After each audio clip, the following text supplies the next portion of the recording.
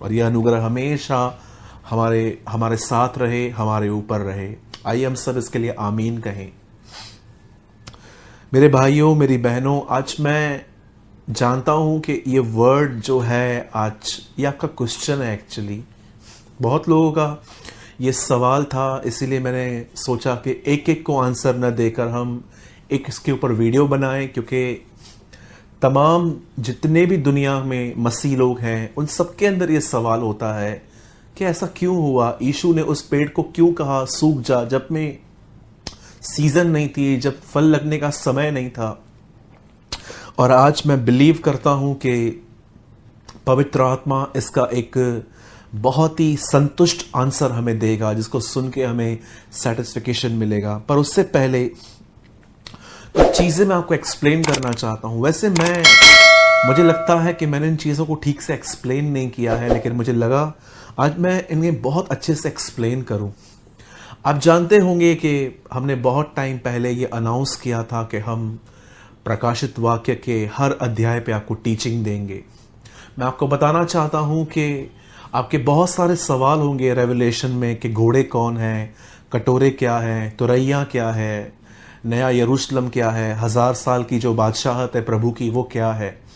हमने डिसाइड किया है जुलाई 15 के बाद हर चैप्टर पर हम एक वीडियो बनाएंगे, और ये जो वीडियोस हैं ये आपको the spirit and the bride says come channel पे आएंगे।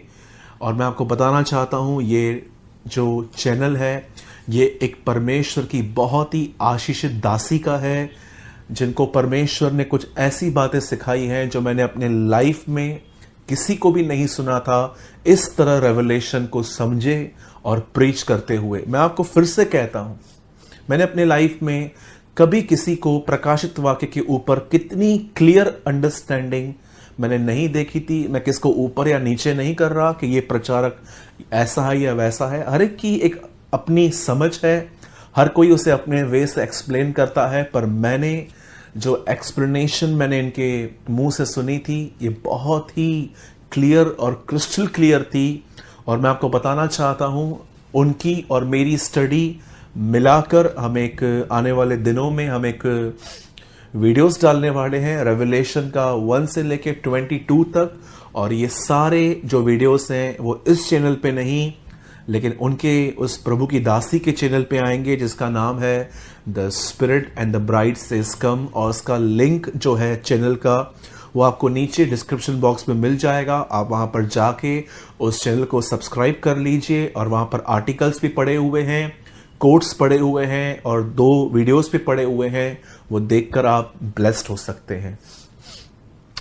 एक दूसरी अनाउंसमेंट ये है जो मुझे लगता है कि ये अनाउंसमेंट आपको बड़े ध्यान से सुननी चाहिए।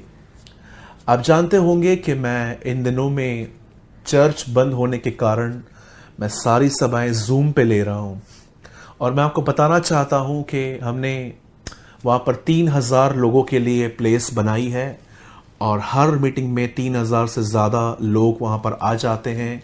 कई सारे लोग हमें कहते हैं कि ब्रदर अभी भी सीट्स और बढ़ाइए, लेकिन हमने डिसाइड किया है कि फ़िलहाल हम 3000 ही रखेंगे। खुदा ने चाहा तो हम इसे आगे और भी ले जाएंगे। और मैं आपको बताना चाहता हूं, मैं आप सभी को कहना चाहता हूं, मैं जानता हूं कि आप में से कुछ लोग ज़रूर होंगे जो कहते होंगे कि ब्रदर हमें और वचन चाहिए, हम खुदावन के भूखे और प्यासे हैं। मैं आप सबको इनवाइट करता हूं, जूम पे आइए। ट्यूसडे, फ्राइडे, संडे 3 दिन मीटिंग होती है, सेम टाइम शाम को 7 से लेकर 8:30 तक। हम उसमें प्रार्थना करते हैं, वचन बताते हैं, और कभी कभी खुदावन मुझे जब वर्ड ऑफ विजडम या तो कोई प्रोफेटिक वर्ड देते हैं किसी के लिए, तो मैं वहां पर बोल देता हूं उनके लिए। और मैं आप में से हर एक को वेलकम करता हूं कि आइए, और जो कुछ अगर आप सीखेंगे वहां पर, और अगर आपने वो नोट्स बनाए, आपने किसी पेपर पे लिखे, और जब वो पेपर आप हमें हमारे व्हाट्सएप नंबर पे, ऑफिशियल जो चर्च का नंबर है जो मैं जूम पे देता हूं उस लिंक में, अगर आप जो कुछ भी जूम पे सीख रहे हैं और वो अगर आप नोट्स बना के हमें देंगे, तो हर 15 दिन में जो एक बार डिसाइपलशिप मीटिंग होती है, हम आपको चेलों की सभा में लेंगे, और उसके बाद हम आपको मेंटरशिप देंगे। सो मैं आप सभी का वेलकम करता हूं, जरूर आइए। और बहुत सारे लोग इन दिनों में आ रहे हैं वहां पर और ब्लेस्ड हो रहे हैं, सीख रहे हैं। मैं बिलीव करता हूं कि आप में से भी कुछ लोग जरूर होंगे जूम पे जो इस समय यूट्यूब पे देख रहे हैं, और रियली बहुत ही आशीषित सभाएं हो रही हैं इन दिनों में। सो मैं आप सभी का वेलकम करता हूं। अब आइए, मुझे लगता है कि अब मैं आपको, इससे पहले कि मैं वर्ड स्टार्ट करूं, मैं एक बहुत ही ऑसम थिंग मैं आपको बताना चाहता हूं। ध्यान दीजिए। हमेशा की तरह जैसे मैं 10-15 मिनट किसी विषय पे काउंसलिंग देता हूं, मैं आज भी यही करना चाहता हूं। खुदावन ने मुझे यही करने की फ्रीडम फिलहाल दी है। आप जानते होंगे कि आज से बहुत साल पहले जब यशाया नबी ने भविष्यवाणी की, एक कुंवारी गर्भवती होगी, पुत्र जनेगी, गवर्नमेंट उसके शोल्डर्स पे होगी, उसका नाम इमैनुअल अर्थात परमेश्वर हमारे साथ। ये सारी प्रोफेसीज, भविष्य में होने वाली बातें यशाया नबी ने अपनी किताब यशाया की पुस्तक में लिखी 7वें अध्याय में, और वहां लिखा है एक कुंवारी गर्भवती होगी। और आप सभी जानते होंगे ये कुंवारी और कोई नहीं, ये मरियम थी। बाइबल बताती है मरियम एक दिन अपने घर में थी और एक फरिश्ता, एक स्वर्गदूत उससे मिलने आया और उसने उसे कहा कि भयभीत न हो, डर मत, परमेश्वर का अनुग्रह तुझ पर हुआ है, तू एक पुत्र को जनेगी, तो उसका नाम यीशु रखना और उसकी सेवकाई होगी, वह अपने लोगों को अमीर करेगा, पूरी तरह से हेल्दी करेगा, उन्हें नया घर देगा। जी हां, ये सारी बातें खुदावन करता है, लेकिन वहां पर यह नहीं लिखा गया है कि प्रभु सिर्फ इन्हीं बातों के लिए आया है। वहां लिखा गया है वह तू पुत्र जनेगी, तो उसका नाम यीशु रखना और उसकी सेवकाई होगी, वह अपने लोगों को उनके पापों से बचाएगा, छुड़ाएगा। आज हमारी सबसे बड़ी प्रॉब्लम बीमारी, गरीबी, तंगी, घर न होना ये नहीं है। हमारी सबसे बड़ी प्रॉब्लम है पाप, जिसके कारण हम परमेश्वर से दूर हैं। जब यीशु आपके जीवन में आता है तो वो सबसे पहले आपको गुनाहों से बचाता है और इसी के थ्रू आप परमेश्वर से मिलते हैं। बाइबल बताती है कि एक स्वर्गदूत आया और मरियम को उसने ये सारी बातें कही, और आप जानते होंगे कि मरियम के द्वारा यीशु मसीह आया। ये बात अलग है कि रोमन कैथलिक जो हैं, जो हमारे रोमन कैथलिक्स भाई बहन हैं, मैं आपसे एक सवाल पूछता हूं, क्या बाइबल में आपको एक वचन मिला, दो नहीं मिल पाएंगे आपको, एक वचन मिला जहां पर परमेश्वर ने आपको सीधे सीधे कमांड की है मरियम की वर्शिप करो, उसके लिए गीत गाओ, उससे प्रार्थना करो कि अपने बेटे यीशु मसीह को मेरे लिए कुछ बोल। कहां भी आपने बाइबल में होजरी प्रेयर्स के लिए पढ़ा है? कहां भी बाइबल में आपने ये पढ़ा है कि आपको मरे हुए संतों से प्रार्थना करनी है? कहां पर भी बाइबल में आपने ये पढ़ा है कि एक बच्चे को बपतिस्मा दिया जाता है? मैं आप में से हर एक से पूछना चाहता हूं, जो भी बातें, मेरे भाइयों मेरी बहनों, मैं आपसे प्यार करता हूं, मैं ये मत समझिएगा कि मैं आपके कुछ, मेरे अंदर आपके लिए कुछ गड़बड़ है। मैं सिर्फ आपको आपकी आंखें खोलना चाहता हूं। मेरे रोमन कैथलिक भाई बहन जितने भी हैं, क्या आपने बाइबल में इन सारी बातों का जिक्र पढ़ा है? तो ये बातें क्यों आपके चर्चेस में आ गई? क्योंकि ये एक परंपरा है। बहुत सारे लोग बाइबल को नहीं जानते। कई सारे कैथलिक चर्चेस में आप स्टैचू लगे हुए हैं मरियम के, जीसस के, और भी बहुत सारे संतों के। मैं आपसे पूछना चाहता हूं, क्या आप ये वचन भूल गए हैं? तू मेरी प्रतिमा मत बनाना, न आकाश में न पृथ्वी पर, कहां पर भी। ये गलत है। मैं आप में से हर एक को कहना चाहता हूं, मूर्ति कोई भी हो उसको पूजना पाप है। आप परमेश्वर को मूर्ति में नहीं रख सकते। जिस परमेश्वर ने आकाश और पृथ्वी बनाई है वो हाथ के बनाए हुए मंदिरों में नहीं रहता। इतना बड़ा मंदिर बनाने के बाद भी सुलेमान ने उससे क्या कहा? मैं जानता हूं तू उसमें निवास नहीं कर सकता, क्योंकि आकाश तेरा सिंहासन और पृथ्वी तेरे पांव रखने की जगह है। एक तरफ से मैं आपको यह कहना चाहता हूं कि मरियम को कहां पर भी यह दर्जा नहीं दिया गया है कि वो परमेश्वर और चर्च के बीच में है, वहां जीसस है।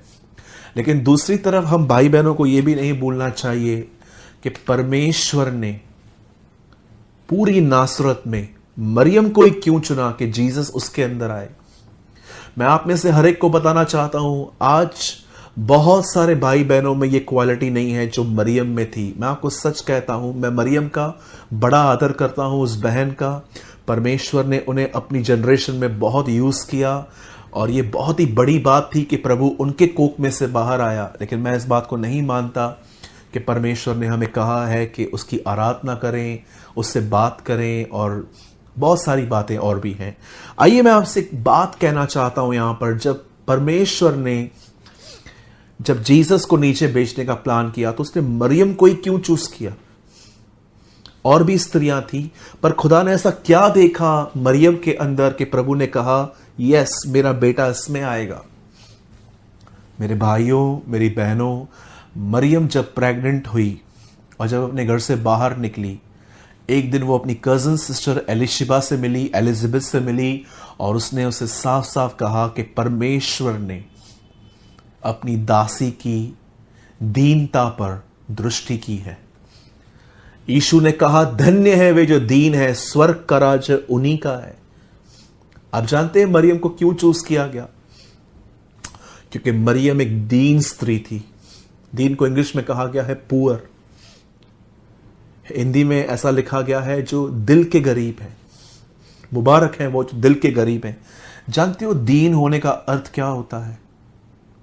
दीन होने का मतलब होता है कि परमेश्वर ने आपको स्पिरिचुअली बहुत आशीष किया है। उसने आपको हर चीज दी है, चाहे शारीरिक तौर से हो, जिस्मानी तौर पे हो या रूहानी हो, चाहे कोई भी चीज परमेश्वर ने आपको दी है, लेकिन आपको रत्ती भर भी उस पर घमंड नहीं है। आज आप देखिए, एक पास्टर जब तक उसकी चर्च छोटी होती है वो बहुत ही कॉमन व्यक्ति की तरह दिखता है, लेकिन जब वो फेमस होता है, उसकी मिनिस्ट्री बढ़ती है, तब वो लोगों से मिलता नहीं, यहां तक कि वो बॉडीगार्ड्स रखना स्टार्ट करता है। और मैं आपको कहना चाहता हूं कि कई सारे जो लोग हैं इन दिनों में वो बहुत बड़े बन गए हैं। बहुत सारी बहनें हैं जिनको इस बात पे घमंड है कि मैं खाना अच्छा बनाती हूँ। बहुत सारे भाई इस बात के घमंड में चलते हैं कि मैं घर चलाता हूँ। बहुत सारे बच्चे जो इन दिनों में बहुत अच्छे मार्क्स लेके आते हैं, अच्छी परसेंटेज से पास होते हैं, वो दूसरों के लिए ऐसा समझते हैं कि इन्हें क्या आता है। आप देखिए आज बॉडी ऑफ क्राइस्ट में क्या मिसिंग है? दीनता मिसिंग है। बहुत सारे जो लोग हैं वो अपने आप को कुछ समझते हैं। परमेश्वर जानता था कि मरियम अपने आप में एक शून्य है, जीरो है, वो अपने आप को कुछ नहीं समझती, इसीलिए खुदावन ने डिसाइड किया कि जीसस उसमें आएगा। जरा सोचिए, अगर मरियम में घमंड होता और वो बाहर जाती प्रेग्नेंट होकर और लोग इसे तरह तरह की बातें करते कि देखो शादी से पहले प्रेग्नेंट हो गई, ये तो व्यभिचार करके आई है, देखो उसने क्या कर दिया। आप जानते हो ऐसे लोगों को जो शादी से पहले प्रेग्नेंट हो जाती है, जो स्त्रियां, समाज उन्हें बहुत बुरी नजर से देखता और कुछ ना कुछ कहता रहता है। लेकिन जरा सोचिए, जब मरियम को भी कुछ लोगों ने बोला होगा, क्या मरियम ने किसी को पलट के आंसर दिया होगा? कभी नहीं। परमेश्वर इस तरह के लोगों में अपने बेटे को बेचता है, जो लोग दीन हैं। आज भी आप परमेश्वर से भरपूर उन्हीं लोगों को देखोगे जो पवित्र आत्मा से भरपूर हैं। वही लोग हैं जो अपने आप में दीन हैं, जिनमें घमंड नहीं है, जो अपने आप को शून्य समझते हैं। आज थोड़ा हमें पाप पे विक्ट्री क्या मिलती है, हम दूसरों को ऐसे देखते हैं जैसे वो हमारे भाई बहन ही नहीं है। कई सारे लोग जो हैं वो गुस्से पे कंट्रोल पा चुके हैं, लेकिन जब दूसरा गुस्सा करता है तो मन ही मन उसके लिए सोचते हैं इतना पुराना हो गया है, अब तक ऐसा ही है। ये क्या है? It's a spiritual pride. ये एक आत्मिक घमंड है मेरे भाइयों। मैं आप में से पूछना चाहता हूं, कितने लोग हैं जो परमेश्वर से प्रार्थना करते हैं, प्रभु आपका वचन कहता है धन्य है वे जो दीन है। आपका वचन कहता है कि आपने उन दिनों में कहा था मुझसे सीखो क्योंकि मैं मन में नम्र और दीन हूं। आपका वचन कहता है कि तू दीनों पर अनुग्रह करता है और घमंडियों का सामना करता है। आपके वचन में लिखा है, तूने कहा कि दीन बनो, मैं तुम्हें श्रोमणि बनाऊंगा। खुदा मुझे दीन बनने में मदद कर, मेरे अंदर से सारे प्राइड को निकाल, जो भी मैं समझता हूं अपने आप को मुझे उसमें से निकाल, और मुझे एक ऐसा व्यक्ति बना जिसके अंदर एहसास हो हमेशा कि मैं जो कुछ भी हूं मैं आपकी दया और आपके अनुग्रह से हूं। क्या आप स्पिरिट में चलते हैं? यही रीजन है इन दिनों में बहुतों ने अपना अभिषेक खोया है, क्योंकि परमेश्वर ने जब उन्हें दिया तो उन्होंने बहुत सारी बातें ऐसी कही जिसमें से परमेश्वर को आदर नहीं मिला, लेकिन इनकी वाहवाही हुई। आप देखिए बहुत सारे परमेश्वर के दास भी हैं, जब वो देखते हैं कि हमारे चर्च के अंदर, उनके चर्च के अंदर बहुत बड़े बड़े काम होते हैं, तो वो कहाँ ना कहाँ बताते हो, आपको पता है मैं सारी रात दुआ में बैठा था, मैंने सारी रात बाइबल पढ़ी। परमेश्वर के किसी उपकार को आप परचेस नहीं कर सकते। पॉल कहता है मैं जो कुछ भी हूं परमेश्वर के अनुग्रह से हूं। हम जो कुछ भी हैं, आप मेरे भाइयों मेरी बहनों, हम परमेश्वर के अनुग्रह से हैं, इसीलिए उसे महिमा मिलनी चाहिए, उसे आदर मिलना चाहिए। क्या कहता है Paul? Who is Paul? Who is Apollos? God is everything. परमेश्वर ही सब कुछ है। स्वर्ग में कोई भी ये गीत नहीं गाता है, क्या स्वर्ग है, क्या चीजें हैं यहां पर, सब एक ही गीत गाते हैं, मेमना योग्य है, वर्दी इज द लैम। यीशु ने कहा जब पवित्र आत्मा आएगा तो मेरी महिमा करेगा। He will glorify me not you. परमेश्वर की महिमा मत चुराइए। आपके चर्च के अंदर जो भी काम हो रहा है, आपके घर के अंदर जो भी काम हो रहा है, आपके काम पे आप उठ रहे हो, खुदा आपको उठा रहा है, ये सब उसके अनुग्रह से है, न कि आपकी खुद की धार्मिकता से। दीन बनिए, समझिए मरियम की लाइफ को, क्यों खुदा ने चाहा कि जीसस उसमें आएगा, क्योंकि वो अपने आप में दीन थी। अगर आपको ये रेफरेंस चाहिए तो मैं आपको रेफरेंस भी दे सकता हूं कि ये कहां लिखा है कि वो दीन थी। मेरे साथ खोलिए लूका का पहला अध्याय, ल्यूक चैप्टर 1, और मैं आपके लिए पढ़ रहा हूं एक वर्ड आपकी स्क्रीन पर, चैप्टर 1 का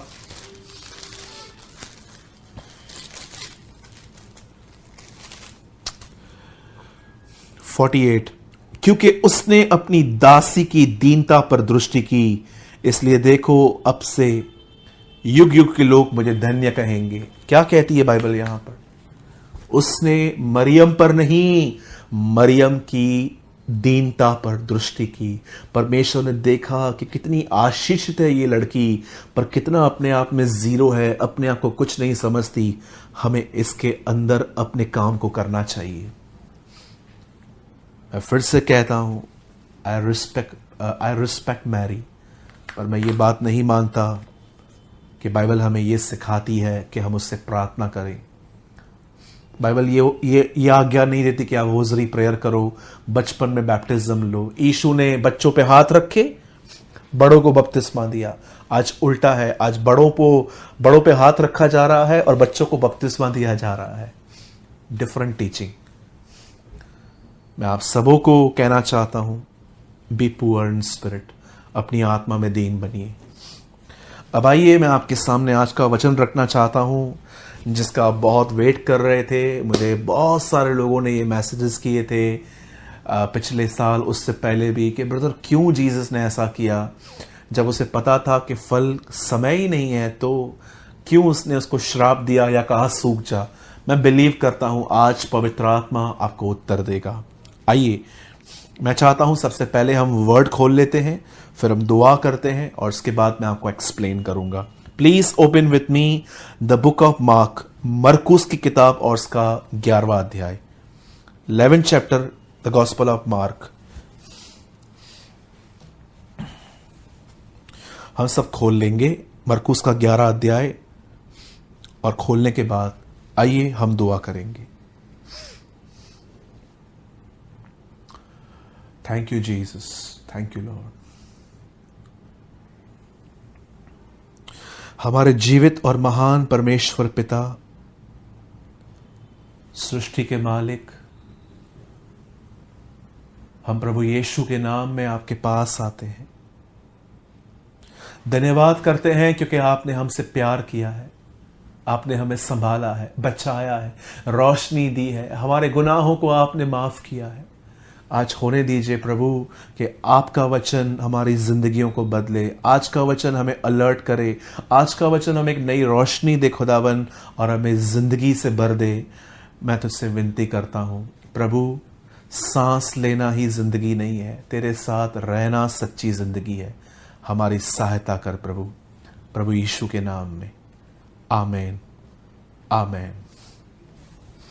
आइए, मैं चाहता हूं आप सब मेरे साथ खोलें मरकुस का 11 अध्याय और मैं आपके लिए पढ़ रहा हूं 12, 13 और 14, 3 वचन। दूसरे दिन जब वे बैतनिया से निकले और उसको भूख लगी, वह दूर से अंजीर का एक हरा पेड़ देखकर निकट गया कि क्या जाने उसमें कुछ पाए, पर पत्तों को छोड़ कुछ न पाया, क्योंकि फल का समय न था। इस पर उसने कहा, अब से कोई तेरा फल कभी न खाए। और उसके चेले सुन रहे थे। आप जानते होंगे, बाइबल बताती है कि यीशु 100% एक इंसान था और 100% परमेश्वर था। बाइबल बताती है जब वो आराधनालय में गया तब कई बार जो ऐसे लोग होते थे जिनमें दुष्ट आत्माएं रहती थी, जीसस के वर्ड को सुन के उन्हें बड़ी तकलीफ होती थी, पीड़ा होती थी, और ये लोग खड़े होकर जीसस को चलती हुई सभाओं में कहते थे कि टाइम से पहले जज करने क्यों आ गया, समय से पहले न्याय करने क्यों आया। कितनी बड़ी बात है। आजकल बहुत लोग कहते हैं किसने देखा है जिंदगी, किसने देखा है मरना, सब यही है, मरने के बाद तो कुछ भी नहीं है। कितनी बड़ी बात है। डेविल बिलीव करता है कि जजमेंट है, लेकिन आजकल बहुत सारे लोग नहीं करते हैं। इवन मैं आपको बताना चाहता हूं, बाइबल मुकद्दस कहती है कि जब जीसस प्रीच करता था तो दुष्ट आत्माएं उसे पहचानती थी, वो जानती थी उससे, इसीलिए वो कहती थी कि हम जानते हैं तू कौन है, तू समय से पहले न्याय करने क्यों आ गया। क्या जानते थे दुष्ट आत्मा उसके बारे में? वो जानते थे ये बाहर से भले ही इंसान है लेकिन भीतर से ये परमेश्वर है। In outside he was man but inside he is God. मैं आप में से हर एक को कहना चाहता हूं, बाइबल मुकद्दस कहती है कि दुष्ट आत्माएं उसे जानती थी।